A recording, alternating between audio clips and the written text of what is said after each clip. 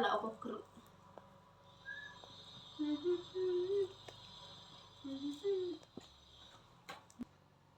తీసి పెట్టే డాడీ తిని పంపించి.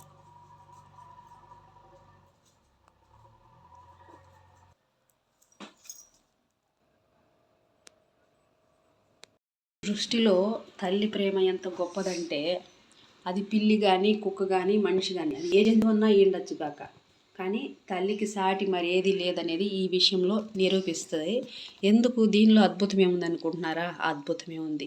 ఇప్పుడు ఇక్కడ ఉన్నాయి కదా పిల్లలు, 4 పిల్లలు ఉన్నాయి.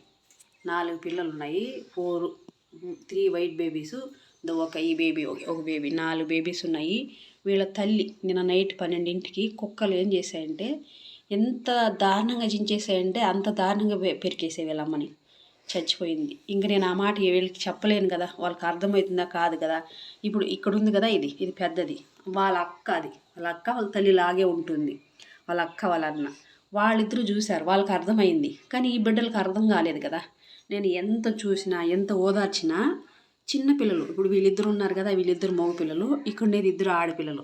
వాళ్ళు ఎంత అసలు నోటితో మాటలు రావు కానీ వాళ్ళకి ఎంత ఏడుస్తున్నారంటే అరుస్తున్నారంటే డోర్ కాడికి వస్తారు, వాసన చూస్తారు, వాళ్ళ అమ్మ వస్తుందని అరుస్తారు. నేను ఎంతన్నా తిండి పెట్టిన పాలు తాగిపించిన వాటికి పక్కన పడుకోబెట్టుకుంటున్నా, నెత్తి మీద ఏం పెట్టుకున్నా వాటికి సాటిస్ఫాక్షనే లేదు. ఇప్పుడు ఎంత జాగ్రత్తగా వాళ్ళ కోసం పాపం ఫీల్ అవుతాయని పెట్టుకునే లేదు. ఇప్పుడు చూడండి వాళ్ళ అక్క ఇక్కడ వచ్చి పడుకుంది, వాళ్ళ అక్క దగ్గర కూర్చోబెడితే ప్రశాంతంగా చూడండి వాళ్ళ అక్క మీద పడుకొని పక్కన కూర్చొని అలా ఉన్నాయి. ఇప్పటికి వాళ్ళ అరుపులు వాళ్ళ బాధ తగ్గింది. అంటే ఒక జంతువు వాళ్ళ ప్రేమ, వాళ్ళ తల్లి ప్రేమకి సాటి మరి ఏది లేదనడానికి అజుజుడు. ఇప్పుడు దాకా వాళ్ళ అక్క కూడా ఏం చేసింది, వాళ్ళ దగ్గరికి రానిచ్చేది కాదు వాళ్ళ అమ్ముండని చెప్పు, బాగా గుర్ర అనేది. ఇప్పుడు అలాంటిది వాళ్ళు ఎలా నెత్తి మీద ఎక్కి పడుకుంటున్నా అది కూడా అర్థం చేసుకుని చూడండి. ఒక తల్లికే తెలుస్తుంది ఒక తల్లి ప్రేమ అనేది. అది కూడా ఇప్పుడు ప్రెగ్నెంట్తో ఉంది కాబట్టి వాళ్ళు అలా పడుకుంటుంటే ఊరుకుంది పాపం. ఎందుకంటే అమ్మ లేదు కదా, వాటికి ప్రేమ కావాలి కదా అని అర్థం చేసుకుందో ఏమో పాపం. ఇట్లా ఉంటుందండి తల్లి ప్రేమ అంటే. దీన్ని ఎవరికి చెప్పేది కాదు, మాటలకు అందేది కాదు. అందుకే సృష్టి అద్భుతం.